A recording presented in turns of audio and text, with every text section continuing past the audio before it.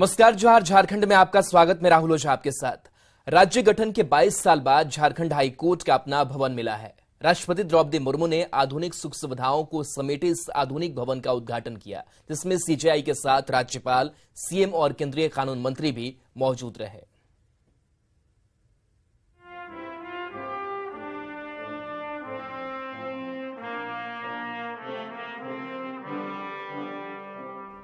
दस साल के लंबे इंतजार के बाद आखिरकार झारखंड को अपना हाईटेक हाईकोर्ट भवन मिल ही गया।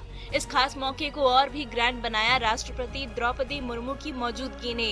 राष्ट्रपति के साथ ही chief justice of India DY Chandrachud, राज्यपाल सीपी राधाकृष्णन और केंद्रीय कानून मंत्री अर्जुन राम मेघवाल के साथ सीएम हेमंत सोरेन भी इस खास पल के साक्षी बने। एकदम निचले लोगों से रिलेट करती हूँ, मिलती हूँ। मुझे लगता है उनको सही महीने में जस्टिस मिलना चाहिए। ये रिस्पॉन्सिबिलिटी आपका है। मुझे लगता है इसका रास्ता जरूर होगा। नियम हम बनाते हैं, नहीं है तो बनाना चाहिए थोड़ा। उनको तो न्याय मिलना चाहिए।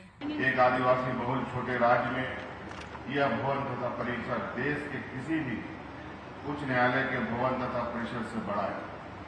मुझे आशा है कि झारखंड, जहां आदिवासी, दलित, पिछड़े, गरीब लोग की बहुलता है, उन्हें सरल, सुलभ, सस्ता तथा तीव्र न्याय दिलाने में की दिशा में यह संस्था एक मील का पत्थर साबित होगा। ईंट और पत्थर में बनी इमारत अपने आधुनिक सौंदर्य से आधुनिक राज्य और आधुनिक राष्ट्र का प्रतीक बन सकती है। न्यायपालिका के भवन का विस्तार होने से न्याय प्रणाली की प्रतिष्ठा तो बढ़ती है ही। अधिवक्तागण न्याय भवन में कार्यरत होते हैं। साथ ही साथ भारतीय नागरिक अपने वादों को लेकर न्यायपालिका के द्वार में प्रवेश करते हैं। तब उनकी आस्था को कायम रखना हम सबका उत्तरदायित्व है।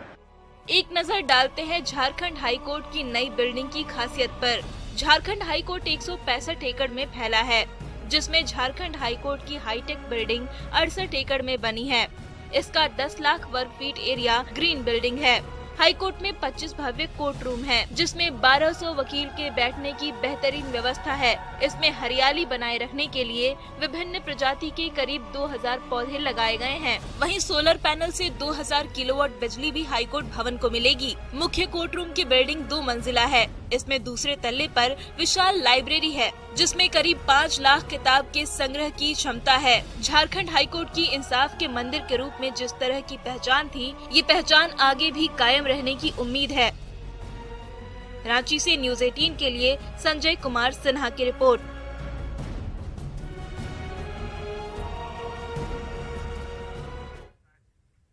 इससे पहले राष्ट्रपति द्रौपदी मुर्मू दिल्ली से सेना के विशेष विमान से देवघर पहुंची, जहां झारखंड के राज्यपाल सीपी राधाकृष्णन ने राष्ट्रपति का स्वागत किया। इस दौरान केंद्रीय कानून मंत्री अर्जुन राम मेघवाल, कृषि मंत्री बादल पत्रलेख, गोड्डा सांसद निशिकांत दुबे, अपर मुख्य सचिव अरुण कुमार सिंह मौजूद रहे। राष्ट्रपति द्रौपदी मुर्मू ने बाबा बैद्यनाथ मंदिर में पूजा अर्चना की। साथ ही देश के साथ प्रदेश की भी खुशहाली की भोले शंकर से कामना की। बता दें कि राष्ट्रपति बनने के बाद वे पहली बार देवघर आई हैं।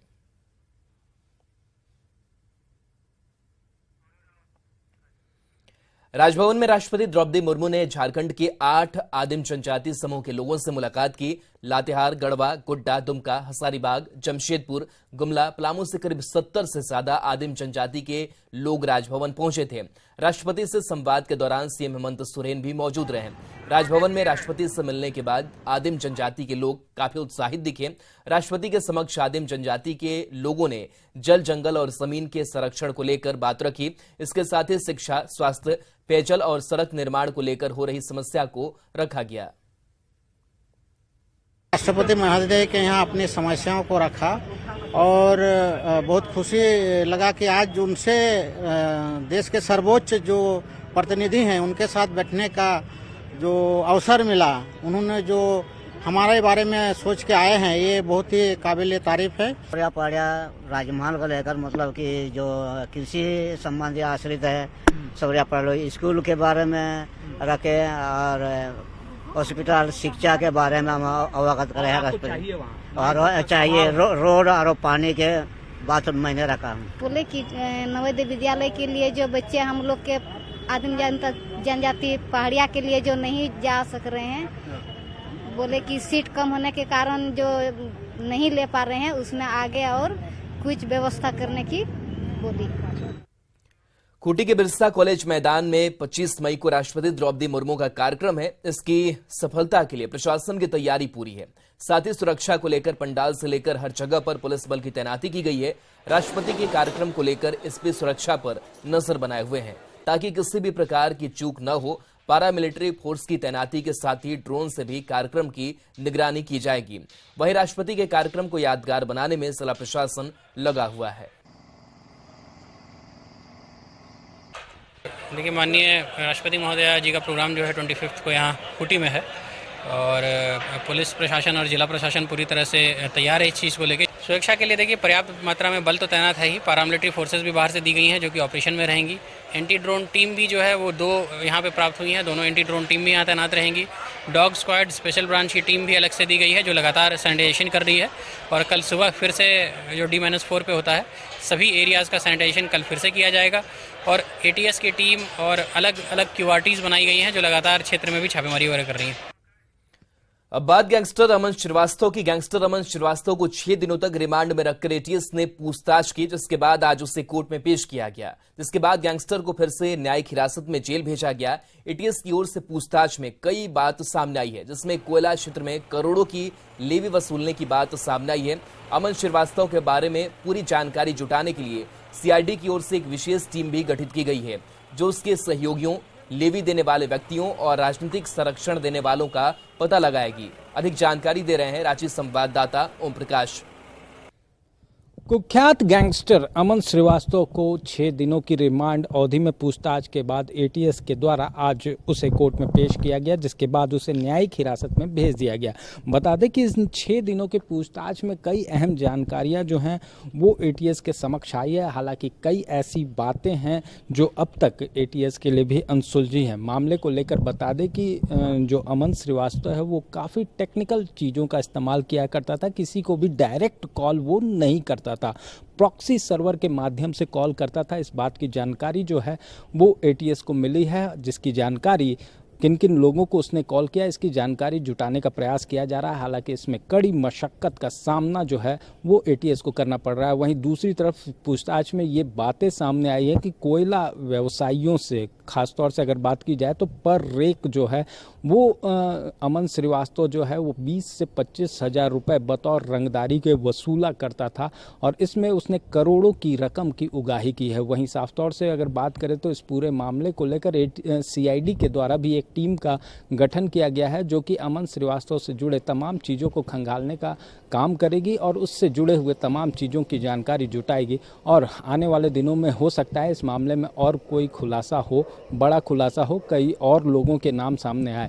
साफ तौर से अगर बात करें तो न सिर्फ उसके आर्थिक तंत्र को लेकर पूछताछ की गई है बल्कि उसके गिरोह और तमाम चीज़ों को लेकर भी पूछताछ की गई है। ATS को इस मामले में कई अहम जानकारियाँ ज़रूर मिली है। उसके गुर्गे कितने हैं, इन तमाम चीज़ों के दस्तावेज के माध्यम से जो जानकारी है वो जुटाई गई है ATS के द्वारा। अब देखना होगा कि इस पूरे मामले में आगे किस तरह से ATS की कार्रवाई देखने को मिलती है। कैमरामैन प्रभाकर के साथ ओम प्रकाश, न्यूज़ 18 रांची। बांग्लादेशी घुसपैठियों की वजह से झारखंड में संथाल परगना के इलाकों की डेमोग्राफी बदल रही है। आरोप है कि 3 जिलों में मुस्लिम समुदाय की आबादी 1/3 से भी अधिक हो गई है। बीजेपी ने इसे लेकर लव जिहाद के जरिए लैंड जिहाद का आरोप लगाया, तो वहीं राजनीति भी गर्माती दिख रही है।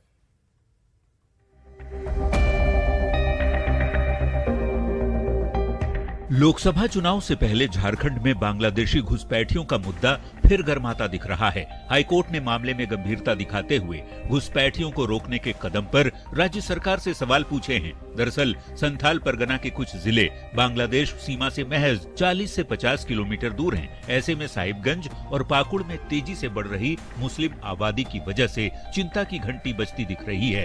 वहीं बीजेपी की ओर से लव जिहाद के साथ लैंड जिहाद के आरोप भी लगाए जा रहे हैं। ये सरकार जिस तरह वामपंथी, जिस तरह ममता बनर्जी के राज में बड़े पैमाने पर बांग्लादेशी, वो भी उनको वोट बैंक मानती है और हेमंत सोरेन की सरकार भी वोट बैंक सुनिश्चित करने के लिए इस संथालपना की डेमोग्राफी खराब कर रही है। समाजशास्त्री की माने तो तेजी से बढ़ रही जनसंख्या की वजह से सामाजिक और आर्थिक तौर पर देश और राज्य पर असर पड़ता है। जो अगल बगल का रीजन है उसमें भी उसके पॉपुलेशन का ट्रेंड्स जो है वो बढ़ता हुआ दिखाई पड़ रहा है। तो यहाँ पर इससे ये हमें लगता है कि आर्थिक स्थिति पर, वहाँ के लोगों के आर्थिक स्थिति पर इसका प्रभाव पड़ेगा, 100% पड़ेगा।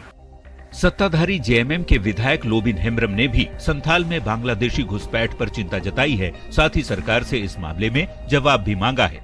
तो ये तो सरकार को काम करना है, अब पता नहीं है सरकार क्या कर रही है, नहीं कर रही है। विधानसभा का डेमोग्राफी बदल रहा है, तो दिया तो है, बदल तो रहा है। क्या करेंगे आप? क्या करेंगे इसके लिए हम लोग सोच विचार करके इस पर कुछ निर्णय लेंगे, सरकार को कुछ संज्ञान में देंगे।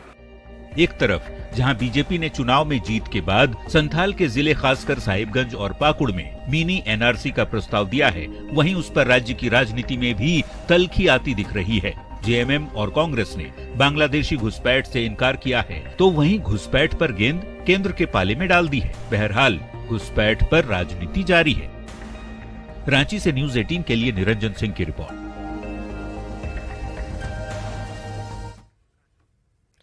खबर कोडरमा से, जहां अल्पसंख्यक छात्रवृत्ति मद में 1433 अल्पसंख्यक छात्रों के नाम पर तकरीबन 1.5 करोड़ रुपए की राशि घोटाले मामले में बड़ी कार्रवाई की गई है। कोडरमा पुलिस ने कार्रवाई करते हुए जिला कल्याण विभाग के रिटायर्ड लिपिक मोहम्मद मुबीन और कंप्यूटर ऑपरेटर मोहम्मद हैदर को गिरफ्तार कर लिया है। दरअसल अल्पसंख्यक छात्रवृत्ति के 3 वित्तीय वर्ष में 10 स्कूलों के 1433 छात्रों के नाम पर तकरीबन 1.5 करोड़ की राशि गबन कर ली गई थी। घोटाले के खुलासे के बाद कल्याण विभाग हरकत में आया और 3 कर्मचारी समेत 10 स्कूल के प्रिंसिपल के खिलाफ थाने में मामला दर्ज कराया गया था। अल्पसंख्यक छात्रवृत्ति घोटाले मामले में कोडरमा पुलिस ने 2 अभियुक्तों को गिरफ्तार कर कोडरमा जेल भेज दिया है। बता दें कि दिसंबर माह में ही करीब 3 कर्मियों सहित 10 विद्यालयों के खिलाफ जिला कल्याण प्राधिकारी के द्वारा मामला दर्ज कराया गया था। हालांकि यह पूरी कार्रवाई 6 महीने बाद हुई है, लेकिन इस पूरे मामले में गौरतलब यह है कि विभाग के ही सेवानिवृत्त क्लर्क और वर्तमान में एक कंप्यूटर ऑपरेटर की संलिप्तता इस पूरे मामले में पाई गई है। यह पूरा घोटाला करीब 1.5 करोड़ रुपए का था, जो कि वित्तीय वर्ष 2017-18, 18-19 और वित्तीय वर्ष 2019-20 का है। पूरे मामले में कई एक नामों को संदिग्ध माना गया है और यह पूरा मामला अब भी जांच के अंदर चल रहा है।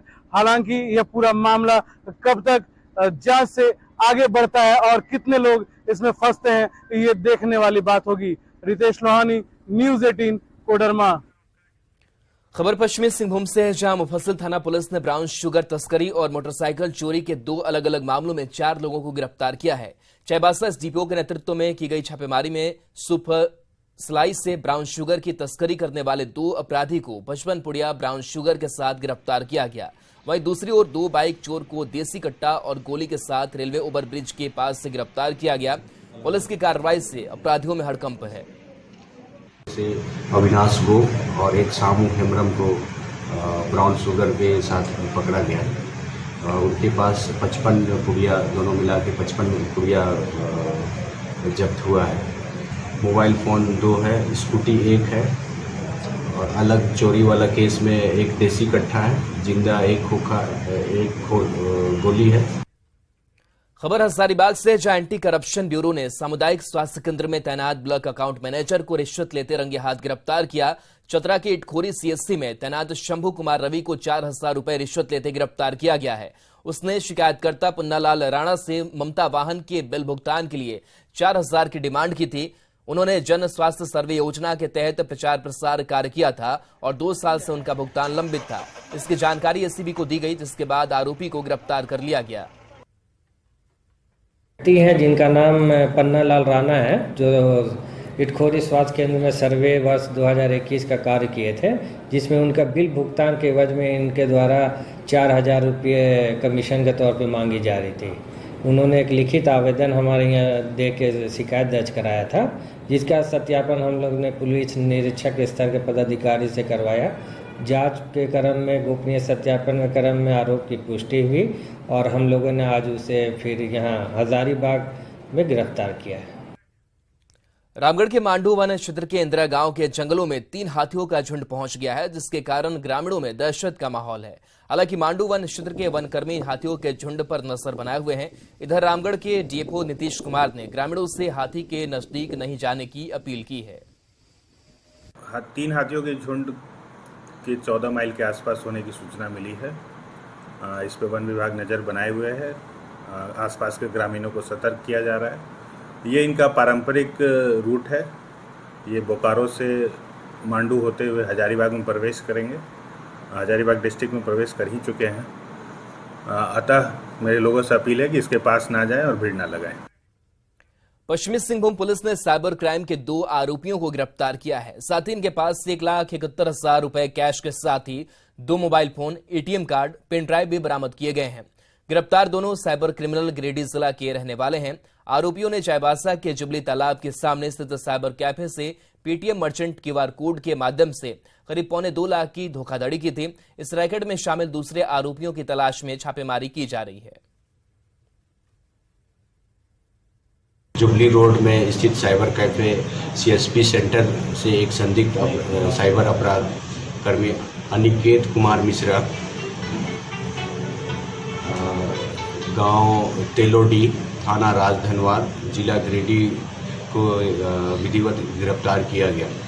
गिरफ्तार अपराधकर्मी से सीएसपी साइबर कैफे संचालक के पेटीएम मर्चेंट क्यूआर कोड के माध्यम से साइबर फ्रॉड कर मंगाए गए 1,71,520 रुपया को जब्त किया गया। झारखंड में बिजली और पानी संकट से घिरते राज्य सरकार का बचाव कांग्रेस ने किया है। कांग्रेस के प्रदेश महासचिव राकेश सिन्हा ने कहा कि बढ़ती गर्मी की वजह से बिजली की खपत बढ़ गई है, जिससे बिजली संकट पैदा हो गई है। वहीं ग्रिड में भी लगातार तकनीकी अड़चन आने से निर्बाध बिजली आपूर्ति नहीं हो पा रही है। बिजली की वजह से जल का संकट भी है। उन्होंने अगले 1 से 2 दिनों में स्थिति सामान्य होने की उम्मीद जताई। और ऐसे भी राज्य को 1900 मेगावाट बिजली की आवश्यकता है, लेकिन गर्मी के कारण जो है वो 2700-2800 मेगावाट तक चली जा रही है। तो ट्रांसफार्मर पर भी उसका लोड शेडिंग हो जा रहा है, जिसके कारण कि बिजली की व्यवस्था थोड़ी चरमरा गई है। और जब बिजली की व्यवस्था चरमराई है तो कहीं ना कहीं उससे पानी की भी किल्लत जो है राज्य की जनता के समक्ष आई है। लेकिन सरकार इस पर पूरी तरह संजीदा होकर के लगातार इस दिशा में बिजली विभाग के अधिकारी लगे हुए हैं और 1-2 दिन से बिजली जो है पूरी निर्विवाद रूप से भी राज्य की जनता को उपलब्ध हो रही है और आगे भी होती रहेगी। गढ़वा का बूढ़ा पहाड़ को भाकपा माओवादियों ने सुरक्षा बलों ने खाली करा लिया है। इस पहाड़ को भाकपा माओवादी संगठन ने प्रशिक्षण स्थल के रूप में विकसित कर रखा था। सर्च ऑपरेशन के दौरान 1-2 नहीं बल्कि दर्जनों ऐसे बंकर का पता चला है जिसमें माओवादी रहा करते थे और भारी मात्रा में विस्फोटक छिपाकर रखा जाता था।